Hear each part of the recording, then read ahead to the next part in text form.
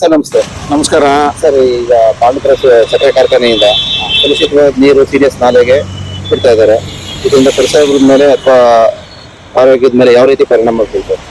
ಈಗ ನಮ್ಮ ಸಕ್ಕರೆ ಕಾರ್ಖಾನೆ ಪಾಂಡವಪುರ ಸಹಕಾರ ಸಕ್ಕರೆ ಕಾರ್ಖಾನೆಯನ್ನ ನಿರಾಣಿ ಸಂಸ್ಥೆಯವರು ಗುತ್ತಿಗೆಗೆ ಪಡ್ಕೊಂಡಿದ್ದಾರೆ. ಪ್ರತಿ ದಿವಸ ಹೆಚ್ಚು ಕಡಿಮೆ ಮೊದಲೆಲ್ಲ ಕಳೆದ ತಿಂಗಳು ಆಚೆ ತಿಂಗಳೆಲ್ಲವೂ ಕೂಡ ಪ್ರತಿ ದಿವಸ ಒಂದು 5,000 ಮೆಟ್ರಿಕ್ ಟನ್ ಅಷ್ಟು ಕಬ್ಬನ್ನ ಹರಿತಾ ಇದ್ರು. ಈ ಕಬ್ಬನ್ನ ಹರಿಯೋದಕ್ಕೆ ಸಾಕಷ್ಟು ನೀರನ್ನ ಕಾರ್ಖಾನೆಯವರು ಬಳಸ್ತಾರೆ. ಆ ಲೆಕ್ಕ ಎಷ್ಟು ಅಂತ ಗೊತ್ತಿಲ್ಲ. ಪ್ರತಿ ದಿವಸ ಈ ಒಂದು ಸಕ್ಕರೆ ತಯಾರಿಕೆಗೆ ಬಳಕೆಯಾಗುವಂತಹ ನೀರು ಎಷ್ಟು ಅಂತ ಗೊತ್ತಾಗಿಲ್ಲ. ಜೊತೆಗೆ ಅವರು ಈ ಒಂದು ಸಕ್ಕರೆ ಉತ್ಪಾದನೆಯಿಂದ ಬರುವಂತಹ ತ್ಯಾಜ್ಯ, ದ್ರವ ತ್ಯಾಜ್ಯ ನೀರೇನಿದೆ ಅದನ್ನ ನೇರವಾಗಿ ಯಾವುದೇ ಒಂದು ಪರಿಷ್ಕರಣೆ ಇಲ್ಲದನೆ ಶುದ್ಧೀಕರಣ ಮಾಡದೇನೆ ಅದನ್ನ CDS ನಾಲೆಗೆ ಬಿಡುವಂತದ್ದು ಆಗ್ತಾ ಇದೆ. ಇದೇ ಒಂದು 15 ದಿವಸದ ಹಿಂದೆ ದೊಡ್ಡ ಮಳೆ ಆಗಿ CDS ನಾಲೆ ಸ್ವಲ್ಪ ಬಿರುಕು ಬಂದು ನಾಲೆ ಒಡೆದೋಗಿತ್ತೆ, ನಾಲ ಏರಿ. ಆ ಸಂದರ್ಭದಲ್ಲಿ ನಾರಿನಲ್ಲಿ ಸಂಪೂರ್ಣವಾಗಿ ನೀರನ್ನ ನಿಲ್ಸಿದ್ರು. ಆ ಸಂದರ್ಭದಲ್ಲಿ ಹೆಚ್ಚು ಕಡಿಮೆ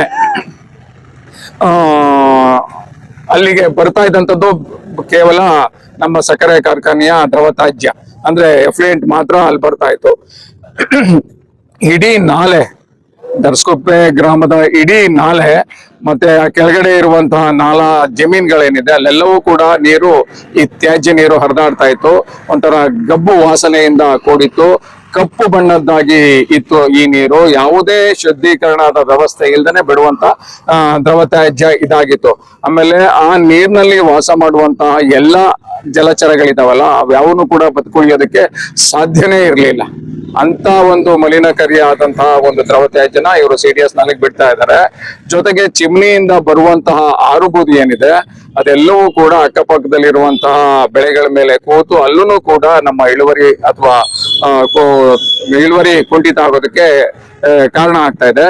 ಜೊತೆಗೆ ಈ ಒಂದು ಬೂದಿ ಏನಿದೆ ಅಥವಾ ಕಿಟ್ಟ ಏನಿದೆ ಇದನ್ನ ಉಸಿರಾಟದ ಸಮಸ್ಯೆಗಳನ್ನ ಅಕ್ಕಪಕ್ಕದ ಗ್ರಾಮಸ್ಥರು ಕೂಡ ಅನುಭವಿಸ್ತಾ ಇದ್ದಾರೆ. ಸರ್ ಇದಕ್ಕೆ ಸಂಬಂಧಪಟ್ಟಂತೆ ಯಾವುದೇ ಅಧಿಕಾರಿಗಳಾಗ್ಲಿ ಸಂಬಂಧಪಟ್ಟ ಇಲಾಖೆಗಳಾಗ್ಲಿ ಯಾವ್ದಕ್ಕಾರ ವಿಷಯ ಮುಟ್ಟಿಸಿದ್ದೀರಾ ನೀವೇನಾದ್ರು? ನಾನು ಒಂದು 15 ದಿವಸದ ಹಿಂದೆ ಇದೇ ಬರೀ ಎಫ್ಲುಯೆಂಟ್ ನ ಕೇವಲ ಎಫ್ಲುಯೆಂಟ್ ಬರ್ತಾ ಇದ್ದಂತ ಸಂದರ್ಭದಲ್ಲಿ ರಾಜ್ಯ ಮಾಲಿನ್ಯ ನಿಯಂತ್ರಣ ಇಲಾಖೆ ಮಂಡ್ಯ ಇವ್ರನ್ನ ಭೇಟಿ ಮಾಡೋದಕ್ಕೆ ಸತತವಾಗಿ ಪ್ರಯತ್ನ ಪಟ್ಟೆ.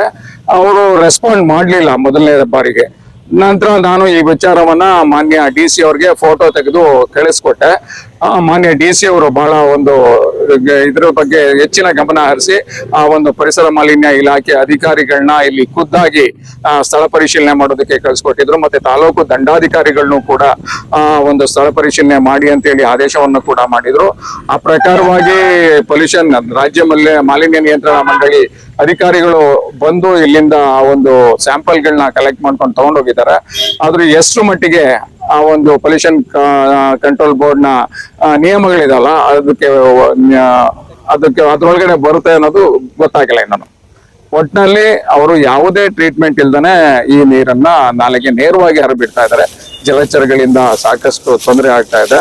ನಾವು ಮುಖ್ಯವಾಗಿ ಅಂತಂದ್ರೆ ಇವಾಗ ಕಬ್ಬು ಬೆಳೆದಂತ ರೈತರಿಗೆ ಏನಾದ್ರೂ ಅನಾನುಕೂಲ ಆಗ್ತದೆ ಅನ್ನುವಂತ ದೃಷ್ಟಿಯಿಂದ ಇವೆಲ್ಲವನ್ನು ಕೂಡ ಸಹಿಸ್ಕೊಂಡು ಹೋಗುವಂತದ್ದು ಆಗ್ತಾ ಇದೆ.